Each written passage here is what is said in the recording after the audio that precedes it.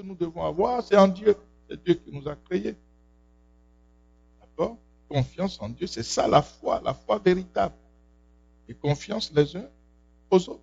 C'est important tout ça. D'accord? Donc sans confiance, il n'y a pas de communauté en réalité. Ok? Je donne un exemple. Lorsque quelqu'un a un problème quelconque, dans une vraie communauté où il y a la confiance et la foi en Dieu, tout le monde se lève pour régler le problème du frère ou de la sœur. Et c'est pour ça que justement le frère ou la sœur ou, n'est-ce pas, cette personne est partie intégrante de la communauté. Et je reviens sur cet élément très important qui casse avec cette fausse compréhension de l'Église, où les gens pensent que non, voilà, moi, bon, je viens chercher mon Dieu. C'est tout à fait ridicule. Tu ne peux pas venir chercher ton Dieu à toi. Parce que Dieu, vous savez, Dieu se cherche un peuple. Dieu ne cherche pas un individu. Dieu se cherche un peuple. Quand nous lisons la parole de Dieu, le peuple de Dieu. Le peuple pour lequel il a envoyé son Fils. C'est un peuple que Dieu cherche. Dieu n'a pas une vision charnelle, humaine, individualiste, erronée, une vision sans lendemain. Donc nous changeons définitivement notre façon de comprendre les choses. Nous ne sommes plus de ceux-là qui se prétendent chrétiens, mais des chrétiens entre griffes très égoïstes, très orgueilleux et qui en réalité sont habités plutôt par le manteau des ténèbres, mais ils ne le savent pas, ils croient qu'ils sont des enfants de Dieu. Donc on a vu tout ça. Alors, aujourd'hui nous irons sur un élément, comment nous devons activer la confiance et la discrétion communautaire. Nous devons développer une véritable culture de confiance dans la maison de Dieu. Et ça dépendra de chacun d'entre nous. Ça dépendra de la façon dont chacun d'entre nous se comporte vis-à-vis des autres, notre façon de parler, notre façon d'agir, notre façon de nous comporter. C'est ça qui va créer un environnement de confiance globalisée. Nous aurons confiance les uns aux autres. D'accord? Alors maintenant, juste toujours dans l'introduction, je vais dire ceci. Vous savez que quand on parle de culture, la culture, ce sont les manières de faire d'une communauté. C'est ça la culture. Il y a des gens qui vont vous dire, dans mon pays, nous sommes comme ça. En Chine, les gens sont comme ça. Au Japon, les gens sont comme ça. Donc il y a une culture. C'est une couleur qui caractérise, une couleur dans les comportements, dans la façon de vivre, dans la façon d'agir, qui caractérise un peuple donné. C'est ça la culture. Alors nous devons développer cette culture de confiance. C'est un travail qui est très ardu. Confiance et discrétion. Alors, imaginez un instant. Comme on parle de culture, ça doit nous appartenir à nous tous. Qu'est-ce que ça veut dire? Ça veut dire qu'aujourd'hui, il y a des gens qui sont en ligne, il y a d'autres qui sont dans la salle, il y a d'autres qui sont sur Facebook, n'est-ce pas? Et il y a d'autres qui sont en train de travailler. Donc, ils n'auront pas le loisir de suivre cet enseignement, cet être que Dieu nous adresse. Donc, ces personnes ne vont pas recevoir cela. Il y a parfois des gens qui écoutent mais ne comprennent pas nécessairement. Voilà pourquoi le Seigneur nous demande de nous exhorter les uns les autres. Maintenant, puisque nous parlons de culture, il se pourrait que quelqu'un parmi nous puisse un jour faire preuve d'indiscrétion en venant te parler ou en venant me parler, dire, écoute, tu sais, tel frère m'a dit ça, tu sais qu'il y a un souci dans sa famille, tu sais qu'il a un problème, tu sais qu'il y a ceci, il y a patati, patata, tout ça. Tu l'écoutes gentiment. Et après, parlons de culture. D'accord? C'est notre culture. Il y a des choses que, lorsque des gens de ton pays le font, tu as honte. C'est vrai ou faux? Des gens qui sont d'Haïti, ou de mon pays, du Bénin, du Congo, de la Chine, du Japon, n'importe où. N'est-ce pas? Il y a des comportements, lorsque vos compatriotes le font, vous avez envie de vous cacher. N'est-ce pas? Voilà. Donc nous, c'est ça la culture au fait, parce que on doit s'associer, on doit se, comment dirais-je, pratiquement s'identifier à la culture dont nous sommes en train de parler, de confiance et de discrétion. Ça veut dire que lorsque quelqu'un vient me voir et commence à raconter des indiscrétions par rapport à telle ou telle personne, souvent c'est ça, c'est cette mentalité que nous voulons briser et changer. Alors ça prend un travail ardu, un travail courageux. Alors, la personne vient, probablement quelqu'un qui est en train de travailler, qui a travaillé dimanche passé, qui n'a pas suivi et qui aujourd'hui encore travaille. Il y a des bien-aimés comme ça. Donc pas nécessairement quelqu'un de mauvaise foi. Alors lui, il continue dans la vieille mentalité. D'accord? Et il vient me parler, bon tu sais, voilà, patati patata, oh, tu ne sais même pas ce qui se passe. Donc pour lui, au lieu de prendre à cœur cette requête, pour lui c'est une plaisanterie, c'est un sujet de rigolade. Non. Alors moi, qu'est-ce que je dois faire? Je dois dire, écoute, mon cher frère, avec beaucoup d'amour et de considération et de respect pour toi, je dois te dire que tu es dans l'erreur. Tu es dans l'erreur pour quelle raison? Parce que le frère ou la sœur, le frère un tel qui t'a dit sa requête, ne t'a pas demandé de m'en parler. Et je n'ai pas besoin d'entendre que dans sa famille, il y a des problèmes, dans sa vie, il y a des problèmes. Il t'a donné cette requête, il t'a fait confiance pour que toi, tu sois digne de cette confiance. Vous venez ainsi de sauver l'âme de votre frère. Amen. La Bible déclare que nous sommes des sentinelles les uns des autres. C'est ça le travail de sentinelle. La sentinelle est là pour sauver, pour éveiller, pour rapidement réparer ce qui doit être réparé avant que l'ennemi n'entre dans le camp. C'est ça le rôle de la sentinelle. Donc nous devons avoir cela et ne pas nous comporter comme des chrétiens qui sont lâches. La lâcheté va faire en sorte que la personne voit le mal se faire, mais elle fait semblant de ne même pas voir ce qui est en train de se passer. Ce n'est pas digne. D'accord? Il n'y a pas de confiance, il n'y a pas de discrétion et il n'y a vraiment rien de bon dans une pareille famille et dans une pareille communauté. D'accord? Donc, la culture de la confiance est quelque chose de très, très important pour nous. Parfait. Alors, je vais passer. Et voilà. Donc, notre succès et notre survie dépendent de notre capacité à maîtriser les circonstances délicates et difficiles de la vie. La confiance est par définition une notion communautaire. Je ne peux pas faire confiance à moi tout seul. Hein? C'est les gens qui me font confiance et je fais confiance aux gens.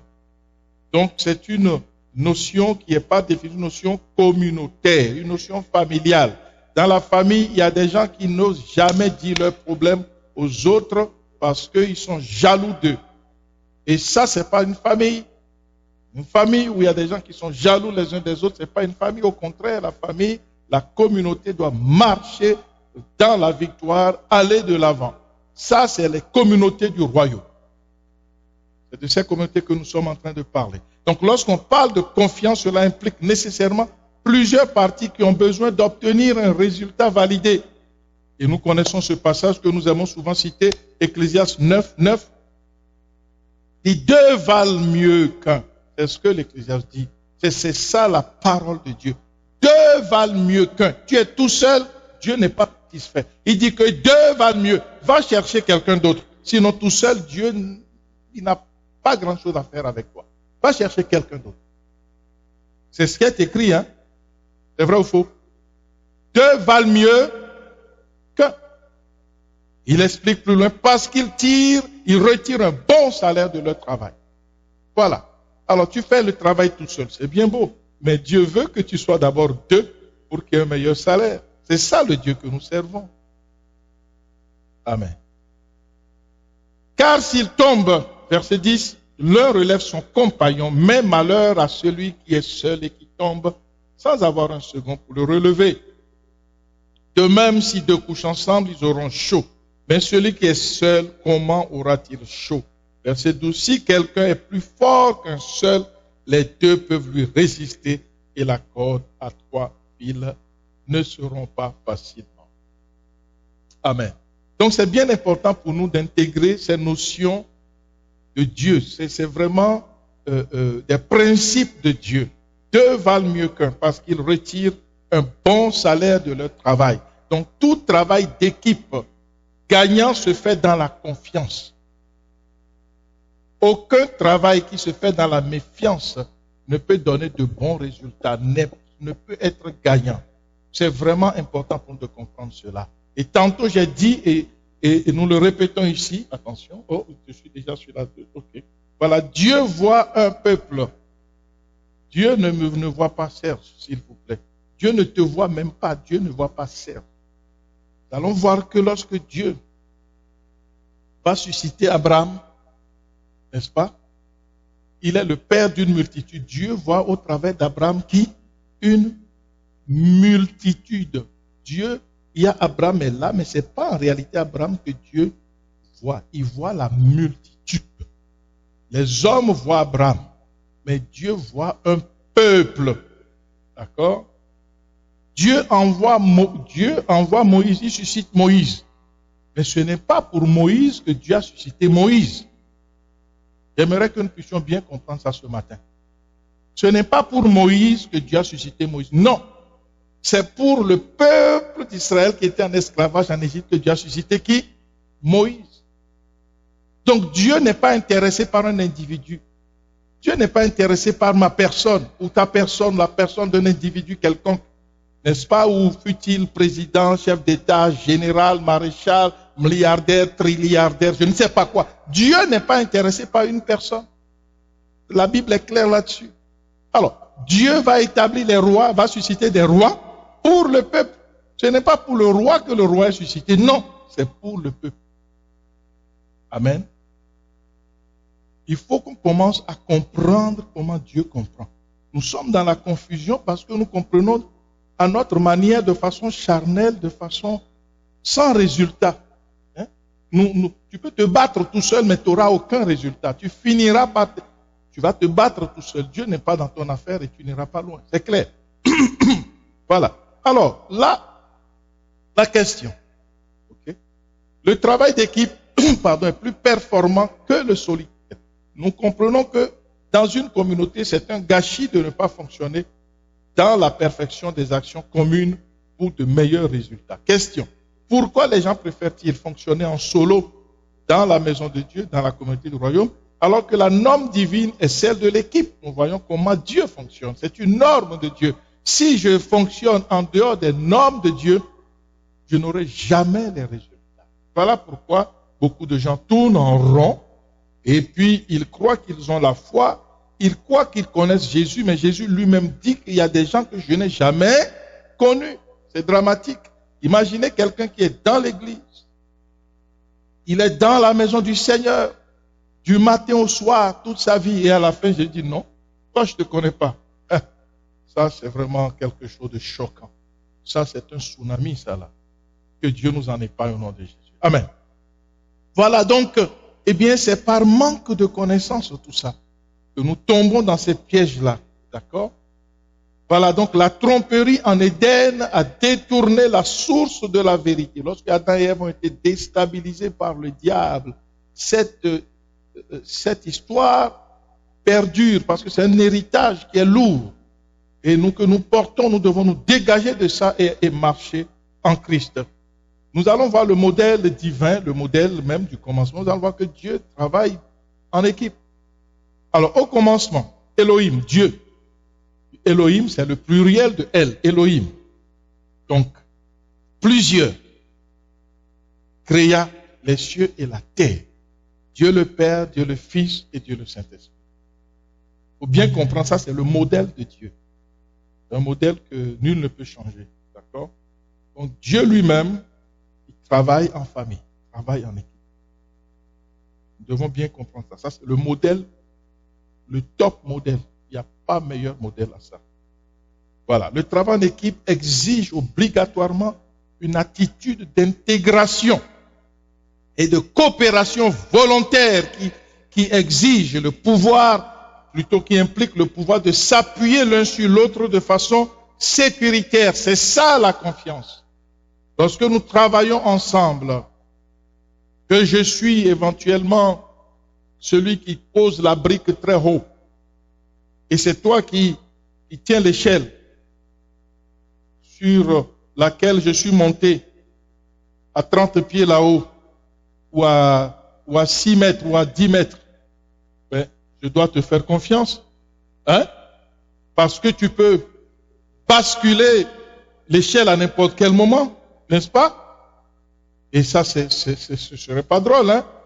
N'est-ce pas? Si donc l'escalier, plutôt l'échelle est basculée, c'est pas drôle, ça.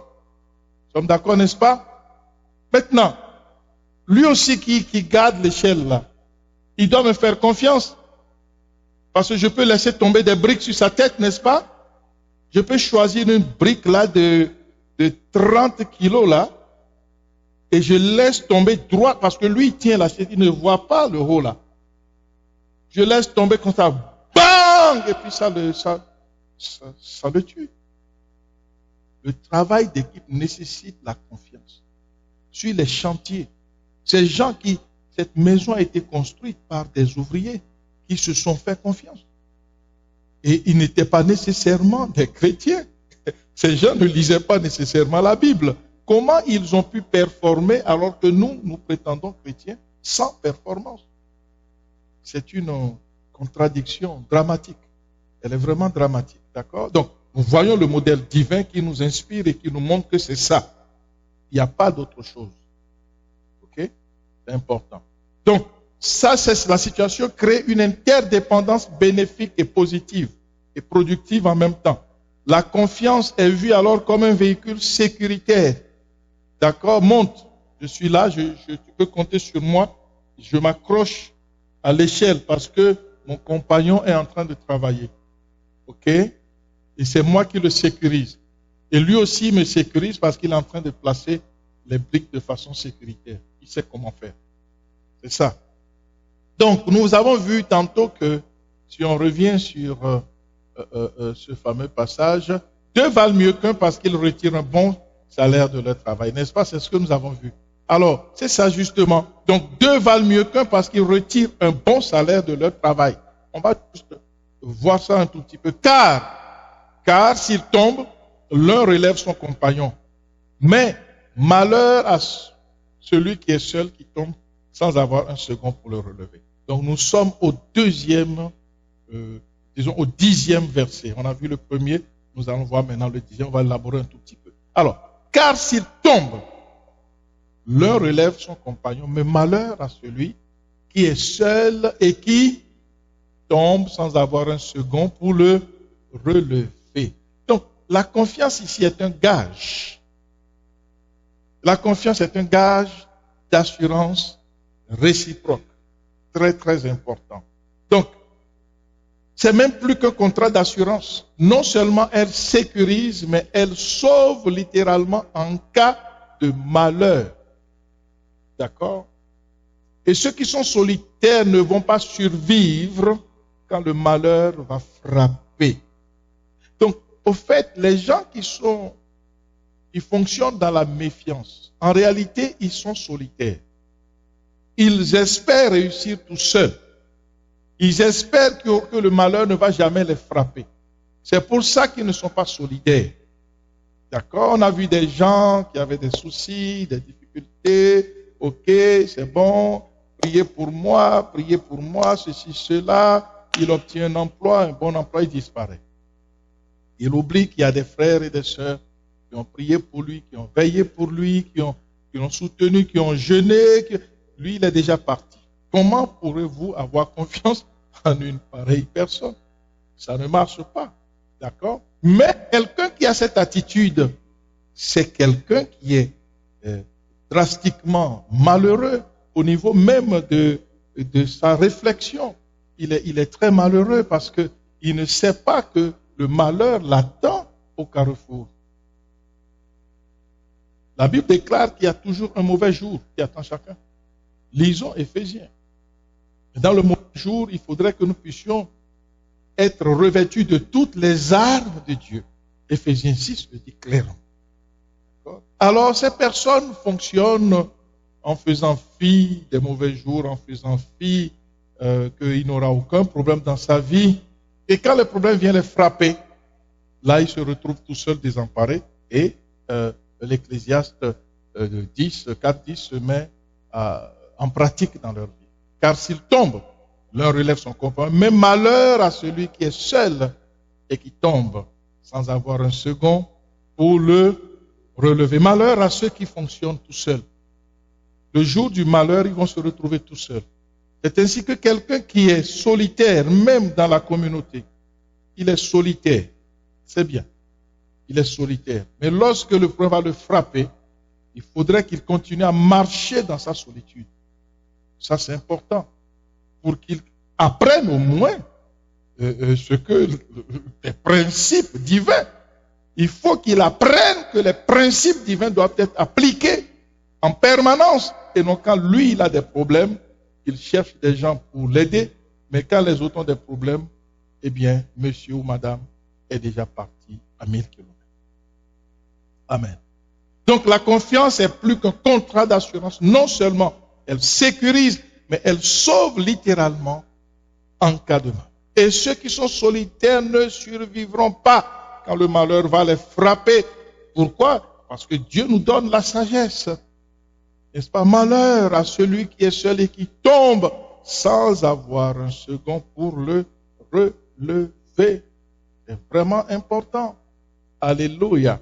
Gloire à Dieu. Alors là, les gens vont se rendre compte que le malheur n'arrive pas qu'aux autres. Parce que quelqu'un qui fonctionne tout seul, qu'est-ce qu'il suppose? Non, le malheur ne m'arrivera pas moi. C'est pour l'autre sœur, c'est pour l'autre frère, c'est pour l'autre. C'est toujours pour les autres, jamais pour lui. Mais il faut qu'il lise quand même un peu Éphésiens 6. N'est-ce pas? Nous devons nous revêtir de toutes les armes de Dieu afin de pouvoir tenir contre l'ennemi dans le mauvais jour. Dans le mauvais jour. Mais alors, eh bien, s'il n'y a personne pour te relever, donc il y a un jour de malheur qui est là quelque part, tu ne sais pas de quoi demain sera fait, ni après-demain. La sécurité dans la confiance et la discrétion. Amen. Que Dieu nous fasse grâce. Alléluia. Donc, ce principe, nous l'avons vu étant chassé dans le code de l'exaucement de Dieu. C'est ça dans Matthieu 18, 19, nous l'avons vu, on en a parlé dimanche passé. Je vous dis encore que si deux d'entre vous s'accordent sur terre pour demander une chose quelconque, elle leur sera accordée par mon Père qui est dans les cieux. Donc il faut s'accorder. Et c'est ça que nous sommes en train de faire. Nous sommes en train d'activer la confiance dans nos vies. On est en train de renverser les mentalités. Vous savez que les mentalités sont vraiment des éléments têtus. Ils s'accrochent et n'aiment pas souvent partir. C'est comme une seconde nature. Donc il faut pratiquement les exploser par des enseignements vivants, des enseignements bibliques pour que nous puissions comprendre et demander notre propre délivrance pour que le Seigneur nous fasse grâce. Amen. Donc si deux d'entre vous s'accordent sur terre, pourquoi Dieu dit-il ça? C'est le modèle divin. C'est un modèle qui descend d'en haut. D'accord? Ça n'a rien à voir avec ce qui s'est passé en Éden, où le diable a réduit l'homme au silence et lui a pris toute son autorité. N'est-ce pas? Il lui a donné toute forme de malédiction. D'accord? Donc il faut s'accorder dans la confiance et non dans la méfiance. La mentalité de la confiance doit prendre le pas sur celle de la défiance, de la méfiance, du doute et de la ruse. Celui qui n'a pas confiance, nécessairement, il a un plan. Il a un agenda caché. Il a nécessairement des idées, des choses non dites. Lorsque vous vous asseyez pour faire un plan sur un sujet donné, un sujet A, nous allons débattre de A. Qu'est-ce que tu penses de A?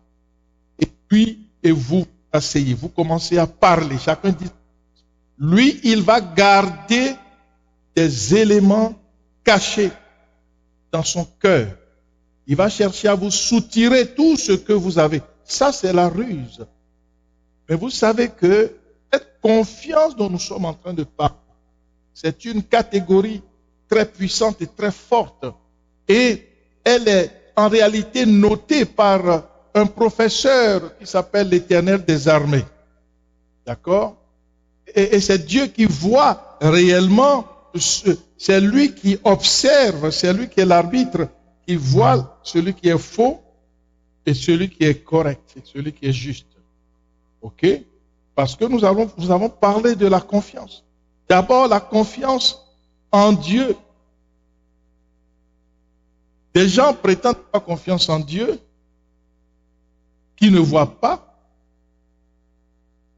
Alors là, ils font semblant d'avoir confiance en leurs frères qu'ils voient. Non, ça ne marche pas comme ça. Donc, lorsque Dieu m'observe, il voit la fausseté. Vous savez que Dieu ne regarde pas l'apparence. On l'a vu avec David, n'est-ce pas? Dans la parole de Dieu, c'est rempli d'éléments. Dieu ne regarde jamais à l'apparence. Il ne regarde pas à ce que nous faisons croire aux gens. Il regarde au cœur. Okay? Et lorsque Dieu nous observe, il dit, mais celui-là qui est en train de tromper son frère ou sa sœur, il dit qu'il me fait confiance. Il ne fait pas confiance à son frère. Il cache des choses. J'espère me faire comprendre. D'accord? Pour que nous puissions aller de l'avant dans notre mindset, dans notre façon de concevoir les choses, qu'on comprenne que l'arbitre du succès s'appelle Dieu. C'est l'Éternel, n'est-ce pas, qui s'occupe de tout. C'est lui qui oriente tous les sentiers. Amen. Alors, quelqu'un qui use de ruse peut croire tromper son frère, mais en réalité, il se trompe lui-même. Pourquoi? Parce qu'il est en train de semer dans le spirituel la méfiance, la confusion, et il finira par échouer. Pourquoi? Parce que ce sont des diables, des graines des ténèbres, qui ne donneront malheureusement pas les fruits de l'esprit, les fruits du Saint-Esprit. D'accord? Donc ça c'est bien, c'est très important pour nous de comprendre cela et de marcher avec le manteau de la vérité, de la confiance. Dieu va vous défendre. Nous allons voir tantôt quelques éléments bibliques qui vont nous montrer comment est-ce que Dieu est toujours du côté de celui qui est dans la vérité. Jésus, nous disons qu'il est le chemin, la vérité et la vie. Donc on ne peut pas prétendre je suis du côté de celui qui dit je suis le chemin, la vérité et la vie et être dans la suspicion, dans des choses cachées. Ça ne marchera jamais. Amen. Donc, les nouvelles mentalités qui nous donneront, plutôt qui te donneront, parce que nous, mais chacun, la victoire sont cachées dans la bonne compréhension et la pratique rigoureuse et systématique d'une saine confiance réciproque. Amen. Lévitique 26, verset 7 nous dit ceci. Vous poursuivrez vos ennemis et ils tomberont devant vous par l'épée. 5 d'entre vous en poursuivront 100 et 100 d'entre vous en poursuivront 10 000 et vos ennemis tomberont devant vous par l'épée. J'aimerais que nous puissions bien comprendre ces éléments bibliques-là, ce qui se cache derrière. Voilà. Donc maintenant, il faut faire attention. D'accord? Je le souligne ici. Il y a des chrétiens, quand ils sont en difficulté, ils ne regardent même pas sa propre vie, ils ne s'examinent pas. Ils ne savent même pas si Dieu l'écoute, ils ne savent pas si lui, parce que pour que Dieu te fasse confiance, il faut d'abord que quelqu'un sur la terre te fasse confiance. Sinon, le Dieu du ciel ne peut pas te faire confiance. C'est impossible. D'accord? Alors, quand il se retrouve en difficulté, quand il y a des ennemis partout, parfois, il est attaqué de toutes parts. L'emploi, ça ne marche pas. À la maison, ça ne marche pas. Dans les finances, ça ne marche pas. Rien partout, même ses amis sont contre lui. Alors là, il commence à se citer, il dit, oui, Seigneur, selon Lévitique 26, verset 7, vous poursuivrez vos ennemis, ils tomberont devant vous par l'épée, 5 d'entre vous en poursuivront 100, et 100 d'entre vous en poursuivront 10 000, et vos ennemis tomberont devant vous par l'épée, tous mes ennemis tombent devant moi. C'est pas vrai. Ça, c'est une formule magique. Mais la Bible n'est pas une formule magique. Il n'a jamais mis ça en pratique lui-même, et maintenant qu'il est en difficulté, il vient comme encore pour corrompre Dieu. La parole de Dieu est une semence incorruptible, c'est écrit. On ne peut pas la corrompre, je ne peux pas. Personne ne peut corrompre la parole de Dieu. C'est une semence incorruptible. Et il commence à réciter, oui, je poursuis ça. Et en disant ça, il ne sait pas qu'il est en train d'activer la horde de démons pour s'acharner encore sur lui. Pourquoi? Parce que il est faux. C'est un méfiant. C'est quelqu'un que la fausseté est dans son cœur. La perversité. Et c'est justement ce que les démons voient. Ça les attire. Et ils viennent le cogner. Il va dire, il n'y a plus d'onction. Il n'y a pas d'onction dans ta vie parce que tu es faux.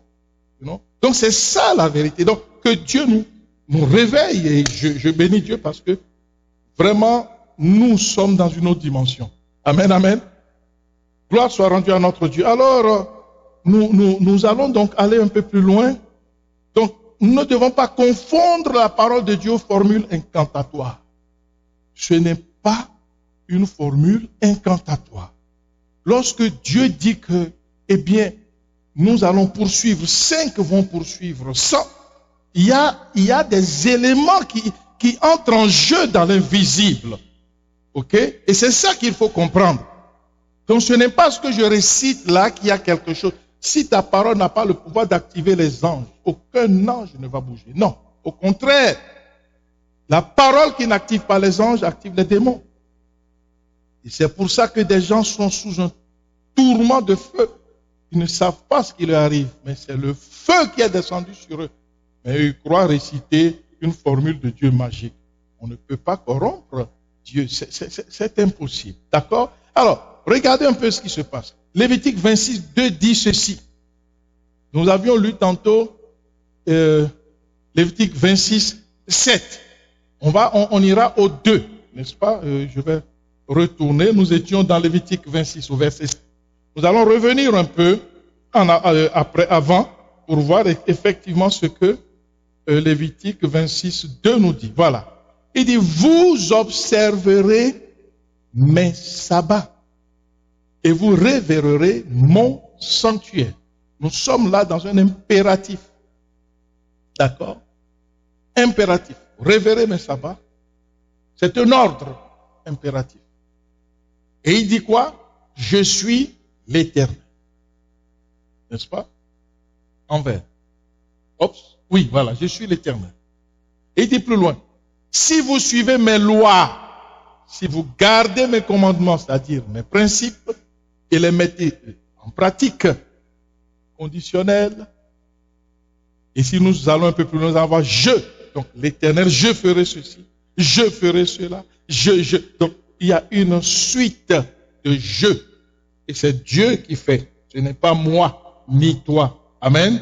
Donc avant même que ce verset ne vienne, que 5 vont en chasser 100, il y a des préludes, il y a des introductions, il y a des éléments spirituels qui sont en train de se manifester dans le ciel. Ce n'est pas, oh oui, j'ai la force et on va se retrouver en 5 aventuriers et on va chasser 100. Non! Un seul va vous donner un coup de poing, vous allez vous cogner toutes les têtes et tomber là-bas. Pourquoi? Parce que Dieu n'est pas de la bataille. Alors nous comprenons ici que il y a des prérequis, il y a des éléments qui précèdent ces 5 qui poursuivent 100 et ces 100 qui poursuivent 10 000. D'accord? Ce n'est pas des formules magiques. Revenons maintenant un peu à notre sujet. Nous allons bien comprendre. Qu'est-ce qu'il est en train de dire ici? Dieu dit au verset 4, je vous enverrai. Vous observerez mes sabbats. Ceux qui ne savent pas que le dimanche appartient à Dieu, qu'il faut adorer le Seigneur. Il ne travaille pas, mais il est à la maison et puis il sirote son bon café. C'est super. Mais quand il aura des attaques dans sa vie, il n'a pas rempli les conditions, n'est-ce pas? Hein? On signe un contrat, par exemple, tu as un condo que tu as loué, tu signes le contrat. Et chaque premier du mois, vous devez me verser le loyer. Mais le monsieur n'a pas versé le loyer. Qu'est-ce que vous le faites? Qu'est-ce que vous lui faites? Vous le mettez à la porte, n'est-ce pas? Vous changez l'acteur, vous allez, allez, chut. Oh, chut, allez. Mais c'est ça. Mais alors maintenant, nous, on ne remplit pas les conditions et on veut c'est quelque part assez ridicule. Que Dieu nous aide. Amen. Non, je parle des faux chrétiens. Je ne parle pas de ni toi ni moi. Amen, amen. Que Dieu nous aide. Alors Dieu dit, je vous enverrai la pluie en leur saison, si cela est rempli. Si vous révérez mon sanctuaire, n'est-ce pas? Il dit, je suis l'Éternel. Donc Dieu dit, je suis l'Éternel. Il se présente. Il dit, celui qui parle, l'attention, c'est Dieu qui est en train de vous parler. Ok? Et il dit plus loin, je. Qui est en train de parler? C'est ça, est-ce que je connais cette personne? Ok? Je vous enverrai des pluies en leur saison. Je mettrai la paix dans le pays et personne ne troublera votre sommeil. Qui est en train de chasser les ennemis? C'est qui? Ça s'appelle Dieu. Amen, amen, amen. C'est vraiment important. Il a dit, je ferai disparaître du pays les animaux sauvages. Donc Dieu c'est lui qui le fait. C'est lui qui combat. C'est ça le problème. Quand un aventurier commence à citer, 5 chasseront 100, c'est un de ça. Dieu dit, mais quel est cet aventurier qui est en train de parler sur terre? Ça ne marche pas. Amen, amen. Que Dieu nous fasse grâce. Alléluia. Donc, au verset 7, il dit ceci. Vous poursuivrez. Donc, lui dit je. Donc, il y a des prérequis que Dieu enclenche dans le monde spirituel. Est-ce que nous comprenons? Il y a donc des introductions, il y a des éléments qui précèdent. Que Dieu enclenche d'abord avant que nous ne puissions, nous 5, poursuivre 100 et que 100 poursuivent 10 000. Et si nous remplissons les conditions de nous accorder, les 5 se sont accordés ou d'écoute. Voilà. 1, 2, 3, 4, 5. Bon, maman, toi tu viens, notre soeur Mélissa, notre frère Yannick, notre soeur, on est 5. Okay. 1, 2, 3. Ok. Bon, voilà ce que nous allons faire. D'accord? Nous allons faire ça. C'est ça. Et Dieu est avec nous. Nous faisons confiance. Nous faisons confiance en Dieu. N'est-ce pas? Et c'est alors là que déjà il y a des éléments dans le monde spirituel qui sont déjà en action. Des éléments invisibles. Seule la bénédiction de l'Éternel enrichit ne la fait sur d'aucun chagrin. Toute richesse que tu auras faussement, il n'ira pas te provoquer quelque chose de catastrophique. Amen. Donc c'est l'Éternel qui est en train d'agir ici. Il faut comprendre ça. Quand on parle de confiance, on parle de discrétion. Il faut savoir que Dieu est en jeu. Il est là présentement parmi nous. Il voit tout. Il voit ce que nous ne voyons pas. Ok. Voilà. Donc 5 d'entre vous en poursuivront 100 et 100 d'entre vous en poursuivront 10 000. Et vos ennemis tomberont devant vous par l'épée. Alors, il s'agit d'une action divine opérée dans l'invisible avec des légions d'anges. C'est ça, cette action qui donne la victoire à ceux qui marchent selon la parole de Dieu, selon les principes de Dieu. Pas ceux qui récitent les versets comme des incantations ou des formules magiques. Amen. Donc, il y a une grande confiance parmi les combattants. Les 5 là, quel courage ils ont pour aller chasser 100. N'est-ce pas? Donc, on dit, écoutez, revenons un peu sur terre là. 1, 2, 3, 4, 5. Ils chasseront combien? 100. Mais attendez. Les 100 là, ils sont allés à l'école militaire comme vous. D'accord? Et parfois, ils sont mieux armés que vous. Ok? Maintenant, si Dieu dit que 5 parmi vous vont chasser 100, ça veut dire qu'il y a une action invisible qui vous accompagne. D'accord? Et ça s'appelle foi en Dieu, confiance en Dieu, et c'est réciproque. Dieu te fait confiance. Comment Dieu pourra-t-il mettre des légions d'anges dans les mains d'un aventurier, d'une bande d'aventuriers? Ce n'est pas possible. Amen. Ce n'est pas possible. Donc nous devons comprendre ces réalités et ces principes divins. Ils sont tellement clairs. C'est écrit noir sur blanc. Et les mettre en pratique. Alléluia. Donc quand tu marches dans la confiance avec ton frère, si ton frère te ruse, pauvre de lui, il croit t'avoir rusé, mais il s'est mis les pieds dans les plats. Il aura des soucis avec Dieu. N'est-ce pas? Dieu dit à moi la vengeance, à moi la rétribution. Donc c'est quelqu'un qui est en train de se mettre les pieds dans les plats. Des gens qui se croient smart, mais qui en définitive terminent très mal. Pourquoi? Parce qu'ils n'ont pas compris du tout, ils n'ont rien compris des principes de notre Dieu.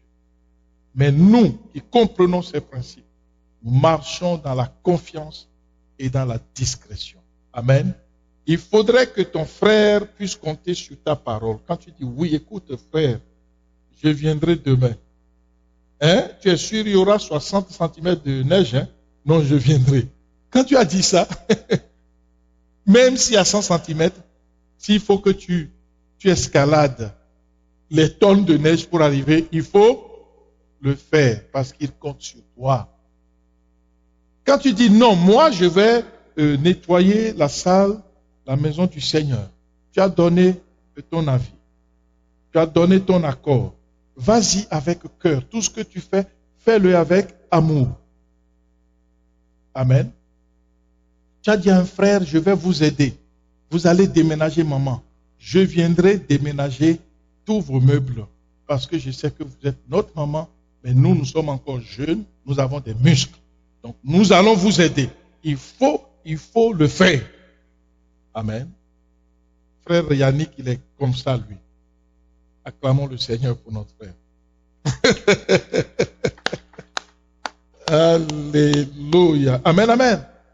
Donc, il faudrait que tu sois sérieux et sincère, que nous soyons sérieux et sincères envers notre Dieu les uns envers les autres. S'il y a une incapacité, que je puisse le dire. Voilà, il y a tel empêchement, que je sois sincère les uns envers les autres. Voyez?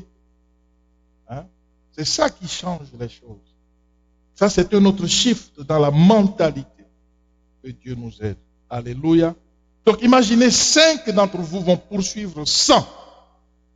Il faut qu'ils s'accordent entre eux. Mettons-nous, redescendons sur terre. Ok?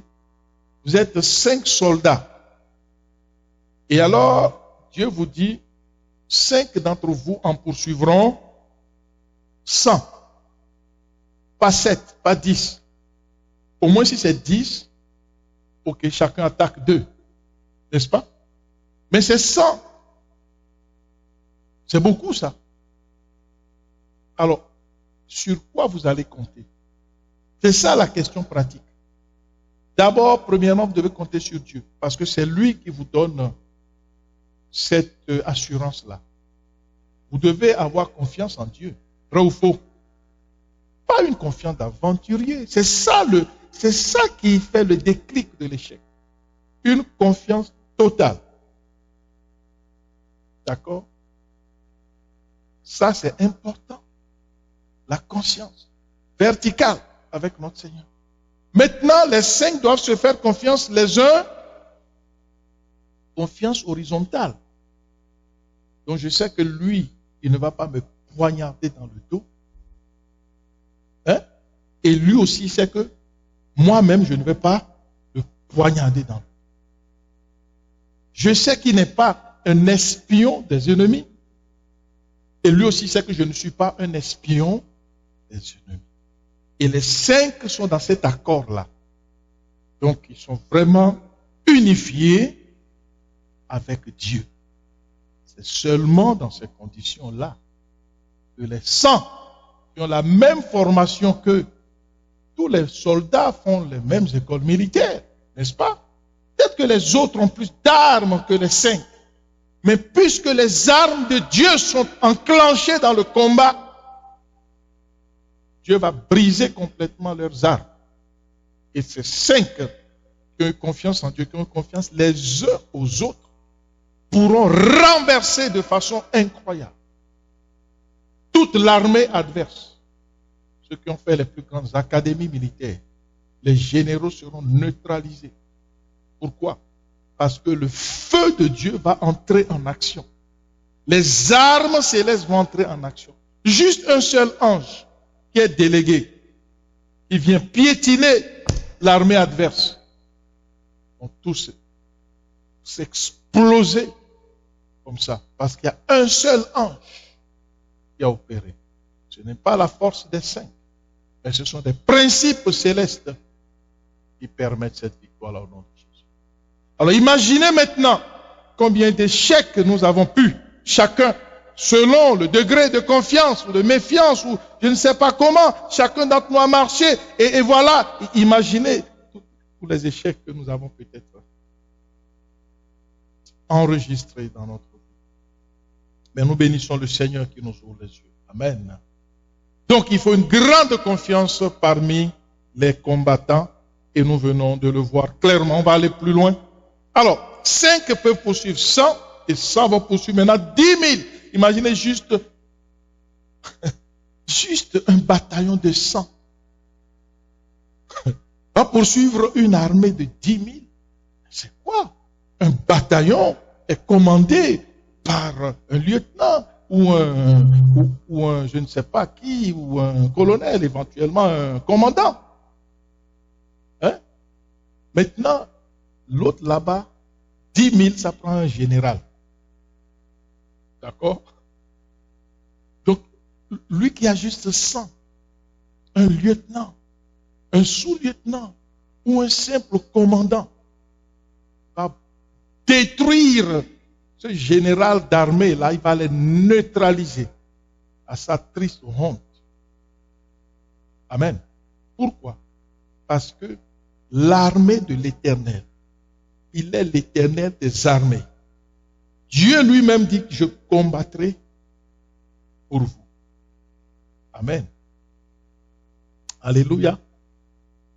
Donc, nous avons la confiance verticale envers Dieu, la confiance verticale envers nos frères bien-aimés. D'accord? Donc, les anges de Dieu entrent en combat dans l'invisible. Nous l'avons vu et nous le répétons encore. Josué 23, verset 9. L'Éternel a chassé devant vous des nations grandes et puissantes, et personne jusqu'à ce jour n'a pu vous résister. Un seul d'entre vous en poursuivait 1000. Car l'Éternel, votre Dieu, combattait pour vous, comme il vous l'a dit. Veillez donc attentivement sur vos âmes, afin d'aimer l'Éternel, votre Dieu. Amen. Donc c'est Dieu qui combat pour le peuple qui marche selon ses principes. Dieu se cherche un peuple qui marche selon ses principes. Et Dieu combat pour ce peuple-là. Amen. Des principes de foi, de confiance verticale et horizontale. Gloire à Dieu. Amen. Donc ceux qui violent les principes sèment le trouble au sein de la communauté. Nous allons voir le cas d'Akan. On a eu à en parler ici. Akan se croyait très intelligent en volant les objets de valeur. Il y avait des objets interdits et il les a volés pour aller les cacher dans sa tente. Et la Bible dit en Josué 7, verset 1, les enfants d'Israël commirent une infidélité au sujet des choses dévouées par interdit. Akan, fils de Carmi, fils de Zabdi, fils de Zérak, de la tribu de Juda, prit des choses dévouées et la colère de l'Éternel s'enflamma contre les enfants d'Israël. Et la Bible va dire comment est-ce qu'ils vont subir une défaite catastrophique. Les gens d'Aï leur tuèrent environ 36 000 hommes. Ils les poursuivirent jusqu'à la porte, jusqu'à Shebarim, et les battirent à la descente. Et le peuple fut consterné et perdit courage. Donc, si nous ne sommes pas, si l'Éternel n'est pas avec nous, nous allons perdre la bataille. C'est clair et net. D'accord? Et c'est comme ça que quelqu'un du nom d'Akan va aller contre les principes de Dieu en volant, n'est-ce pas, les objets de valeur qui sont. Vous savez que nous devons être fidèles dans nos dîmes. Amen, amen. Ça appartient à Dieu. Et la confiance que nous avons en Dieu nous permet de libérer les dîmes pour l'avancement de l'œuvre du Seigneur. Alléluia. Ça, c'est des éléments très simples et tellement importants dans nos grandes victoires. Amen. Akan trahit la confiance du peuple de Dieu. Et les conséquences ont été désastreuses. 36 000 soldats ont été tués à cause d'un seul. C'est vraiment catastrophique. Imaginez les conséquences de la trahison dans la... Quand on pense à ça, on doit vraiment développer une mentalité de confiance. Amen. Quand je vois qu'à cause de moi, il voit des conséquences terribles comme ça, je dois faire attention et mériter la confiance de Dieu et celle de mes frères et de mes sœurs. Amen. Donc, chaque enfant de Dieu... Attends, revenons sur 2 Timothée 2,19. Il dit ceci, néanmoins, le solide fondement de Dieu reste debout avec ses paroles qui lui servent de sceau. La parole de Dieu, c'est le sceau de Dieu. C'est un fondement solide. La parole de Dieu ne peut être renversée, impossible. Le Seigneur connaît ceux qui lui appartiennent et quiconque prononce le nom du Seigneur, il s'éloigne de l'iniquité. Amen. Donc, chaque enfant de Dieu que nous sommes, nous avons le fardeau de nous imposer des normes rigoureuses de vérité et de confiance. D'accord? Il y a des gens qui n'ont pas de religion, qui n'ont pas de titre, n'est-ce pas? Plutôt ils n'ont de religion que le nom ou le titre, comme ce sacrificateur et ce lévite qui ont abandonné le pauvre mourant sur le chemin de Jéricho. Nous connaissons l'histoire de ces deux-là, le lévite et le sacrificateur. Ils ont abandonné le mourant alors qu'il y a un bon samaritain qui est venu, qui n'était pas un religieux, qui est venu et qui a pris soin de cette personne. Vous voyez? Et là, le Seigneur va montrer que c'est le bon samaritain qui agit selon les principes de Dieu. Amen. Donc on peut prononcer, on ne peut pas prononcer le nom du Seigneur et être en contradiction avec ces principes. Que Dieu nous aide. Alléluia. Gloire soit rendue à notre Dieu. Merci Seigneur. Lorsque les gens sont accablés par l'esprit de mensonge, il y a détachement du Saint-Esprit. Si l'esprit de mensonge vient m'attaquer, il y a détachement du Saint-Esprit. Et parce que les deux ne peuvent pas cohabiter. Galate va nous parler des œuvres de la chair. N'est-ce pas? Notre tâche personnelle de combattre. Ma tâche à moi. Chacun d'entre nous s'engage dans ce combat. Amen. Donc ma tâche personnelle est de combattre véritablement les manifestations qui nous éloignent de la confiance par toutes sortes de ruses et de mensonges, des ténèbres qui viennent nous éloigner de Dieu. Il n'est pas normal de dire des faussetés dans sa famille. Pas normal ça. Dans la famille, il dit, il a menti à son père, il a menti à ses frères, il a menti à sa mère. Mais non. On lui a donné, Dieu nous donne chacun une famille. Amen. Tu n'es pas né dans la famille par hasard. Tu es né pour un but précis. Tu es né pour changer les choses. Ta présence dans cette famille doit changer les données. Amen. Il ne faut pas être quelqu'un d'inutile. Il ne faut pas être quelqu'un à trouble. Si c'est ça que l'ennemi t'a collé comme étiquette, tu as le droit de dire non. Moi là, Dieu m'a mis dans cette famille pour bouger les choses. Amen. Peut-être qu'il y a une malédiction ancestrale, tout ça, les gens t'ont donné un nom bizarre. Il y a des tribus où on donne comme nom trouble. Donc le nom du monsieur là, la langue du village là, son nom s'appelle trouble. Et après il commence à semer des troubles. Tu as le droit de refuser ces malédictions. Amen.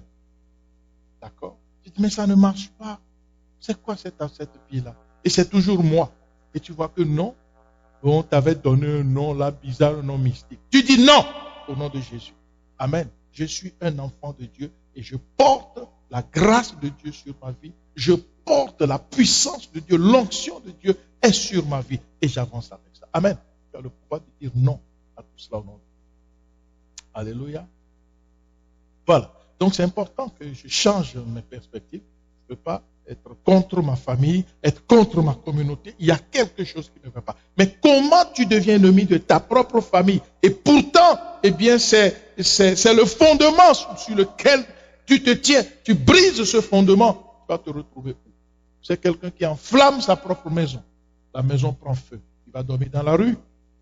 Il y a un problème mental. Amen. Ok, gloire à Dieu. Donc la confiance doit donc être entretenue par chacun afin de mériter l'honneur qui lui est dû dans la famille et dans la communauté. Il y a un honneur qui nous est dû. On en a parlé. L'honneur, c'est la première valeur de notre communauté. D'accord?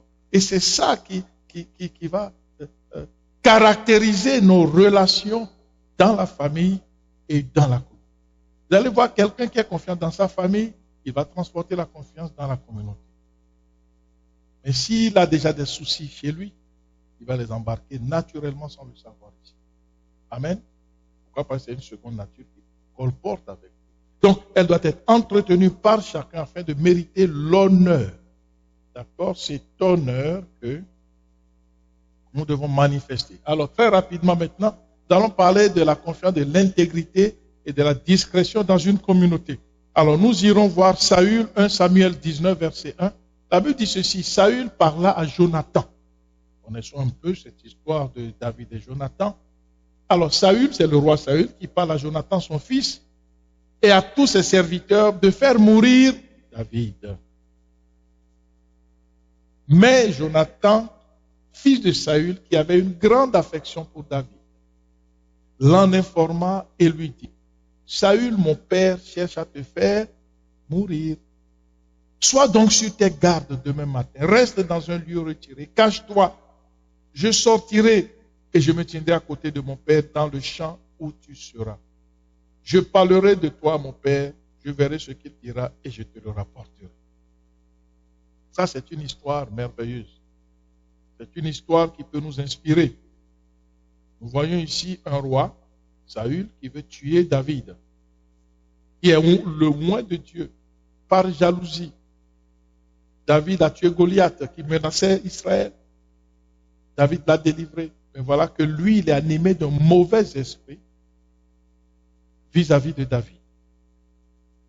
Maintenant, tantôt, j'ai parlé de la semence. Lorsqu'on sème la méfiance, le doute, il sème le manque de confiance, il faudrait qu'il récolte les fruits, n'est-ce pas? Par contre, ceux qui sèment la confiance, la foi, l'honneur et la discrétion, ce sont aussi des semences spirituelles très puissantes. Donc, ce que je sème, c'est ça que je vais récolter. Tu ne peux pas récolter des noix de coco quand tu as semé des arachides. C'est impossible. Alors là, qu'est-ce qui va se passer? Saül va parler à Jonathan, son fils, et va parler à tous ses serviteurs de tuer David. Mais Jonathan, qui est le fils de Saül, qui avait une grande affection, c'était vraiment un homme de cœur, un homme de confiance. Il ne peut pas faire ça. Il ne peut pas tuer Jonathan. Alors, eh bien, qu'est-ce qui va se passer? Il va avertir David, n'est-ce pas? Une discrétion positive. Une discrétion qui sauve. Amen. Donc Saül répand la haine et la malédiction dans son propre royaume par des paroles de défiance et des agendas cachés.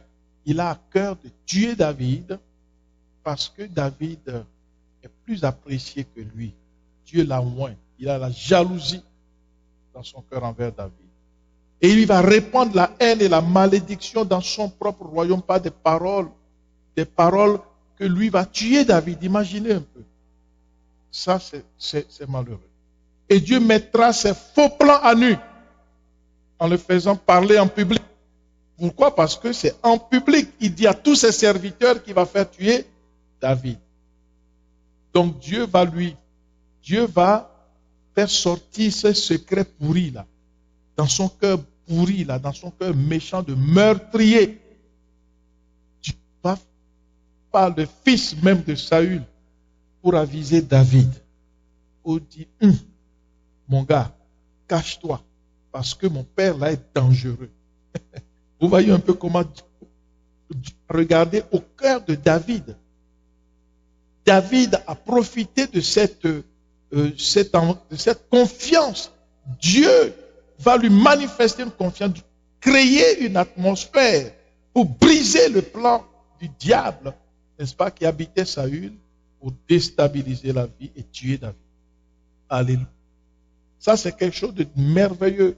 Donc, Dieu va mettre ses faux plans à nu en le faisant parler en public, méprisant l'importance de la discrétion.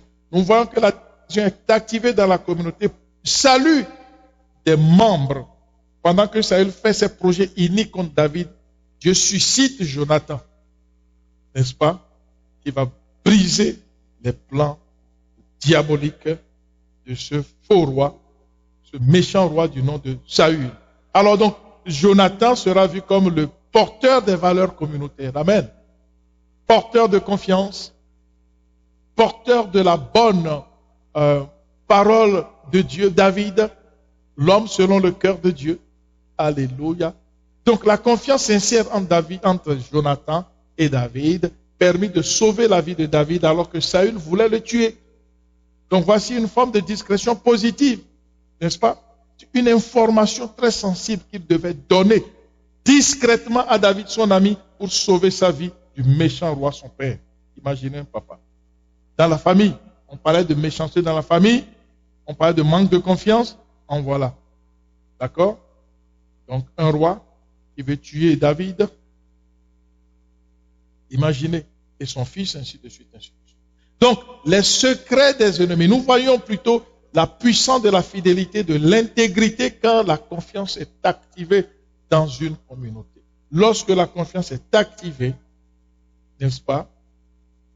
Eh bien, il y a une grande puissance qui se manifeste dans cette communauté-là. Donc, les secrets des ennemis sont dévoilés et mis à nu. Et la grâce de Dieu se répand et la main de Dieu opère des miracles dans sa communauté, garantit la vie de ses serviteurs. Le cœur de David est intègre. Il n'a jamais cherché à faire du mal au roi, contrairement à ceux derniers qui voulaient le tuer. Dieu se trouve toujours du côté de ceux qui le craignent. Amen. Si quelqu'un veut avoir des soucis avec Dieu, il n'a qu'à s'en prendre à un serviteur ou à une servante du vrai Dieu. Quelqu'un qui craint Dieu. Et je me permets d'attaquer cette personne. J'aurai une légion d'anges dangereux contre ma vie pour lui. Voilà pourquoi. Même David, lorsqu'il était dans la caverne, il avait l'opportunité de tuer Saül. Qu'est-ce qu'il a dit? Tous ses lieutenants disaient, tue-le, tu vois, Dieu te l'a livré. Ils ont commencé à faire des prophéties mensongères. Non, David dit non, car je ne peux porter sur loin de l'Éternel ma main. Je connais les principes de Dieu et je vais les respecter. Et après, quand il va couper le pan de son manteau et crier à lui, dire, regarde mon père, aujourd'hui Dieu m'avait donné l'opportunité de te tuer, mais je ne l'ai pas fait. J'ai sauvé ta vie. J'ai préservé ta vie. Aussi, l'Éternel sera notre juge. Amen. Et l'Éternel a donné la victoire à qui? À David. David, en faisant cela, manifestait une grande confiance en Dieu. Regardez un peu. Le roi qui a toute l'armada contre toi. Toute l'armée. Il dit, cherchez David, tuez-le. Le premier qui m'amène sa tête, je lui donne un grand festin. Tout le monde cherche David. Et Dieu permet à David de se retrouver avec le roi, avec son épée. Il aurait pu tuer le roi. Et tous les lieutenants de David lui disaient, oui, tu vois, Dieu te l'a donné, tue-le maintenant. David dit, je ne porterai pas la main sur le oint de l'Éternel. C'est ça, la confiance en Dieu. Il dit, moi, je ne porterai jamais la main sur le oint de l'Éternel. C'est à Dieu de lui ôter la vie. Ce n'est pas à moi. Est-ce que vous comprenez un peu? Celui qui marche selon les principes de Dieu fonctionne avec une vision différente des choses. Son raisonnement est différent. Il marche selon des principes divins, de façon profonde. Il marche avec assurance. Le roi a toutes les armes pour le tuer. Il dit non, je laisse ma vie entre les mains de Dieu. Si Dieu décide qu'il me tue, il n'a qu'à me tuer. Amen. La confiance en Dieu. Lorsque tu fais une pareille confiance en Dieu, Dieu ne peut que te retourner que la monnaie de ce que tu lui as tendu. Dieu n'est pas un voleur, comprenons bien. Amen. Dieu est juste. Tu lui fais confiance à 90%, il te fera confiance à 90%. Tu lui fais confiance à 0,0002, il te fera exactement confiance à 0,002%. Amen. Donc, je crois que les choses sont suffisamment claires pour que nous puissions vraiment marcher dans la victoire. Amen. Alors, 1 Pierre 3,10. Si quelqu'un, en effet, veut aimer la vie et voir des jours heureux, il préserve sa langue du mal et ses lèvres des paroles trompeuses. qu'il s'éloigne du mal et fasse le bien, qu'il cherche la paix et la poursuive. Amen, amen. Donc, ce verset nous montre beaucoup de choses et nous éclaire dans des principes qui vont nous permettre véritablement de marcher dans une victoire certaine avec notre Dieu. Amen, amen. Nous devons rechercher des principes de Dieu. Parfois, c'est difficile, hein, lorsque David se trouve en face du roi, l'épée à la main, juste un coup directement dans le cœur du roi pour avoir la paix et la sécurité de sa propre vie. David dit non, ma confiance est en l'Éternel des armées. C'est lui qui donne la vie et c'est lui qui a le pouvoir d'ôter la vie. Mon cœur est entre les mains de mon Dieu. Je lui bâtis un sanctuaire. Je peux m'appuyer sur mon Dieu. Je ne m'appuie pas sur l'argent. Nous ne pouvons nous appuyer sur absolument rien. Amen, amen, amen. Tu ne peux pas t'appuyer sur l'argent que tu as en banque. Parce que la banque même peut faire faillite. Alléluia. Tu ne peux t'appuyer que sur Dieu, le Seigneur de la vie. Jésus déclare, je suis la résurrection et la vie. Celui qui croit en moi vivra quand même il serait mort. Pourquoi? Parce que la vie ne peut pas mourir. Amen. Nous allons nous mettre debout et prier le Seigneur. Élevons nos voix. Alléluia. Seigneur notre Dieu, nous venons à toi. Nous te bénissons, nous te louons, nous t'exaltons, nous te sanctifions. Merci Seigneur pour ta parole qui me vient personnellement, même moi-même, droit au cœur. Et je reçois ta parole avec action de grâce et avec joie.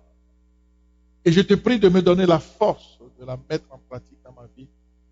Et je prie pour chacun d'entre nous que nous puissions activer ces révélations dans nos vies. Nous puissions activer ta parole dans nos vies, Seigneur. Que ne soyons pas des théoriciens, mais des gens qui activent véritablement la confiance et la discrétion dans nos rangs.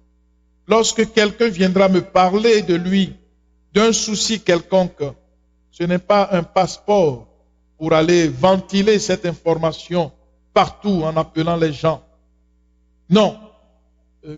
Seigneur, accorde-nous un changement dans la mentalité. Oui, Seigneur Dieu. Nous ne voulons plus marcher selon les normes anciennes de trahison, de légèreté dans le langage. Seigneur notre Dieu, accorde-nous d'être discrets. Accorde-nous de mériter la confiance de notre frère et de nos sœurs, de nos frères et de nos sœurs.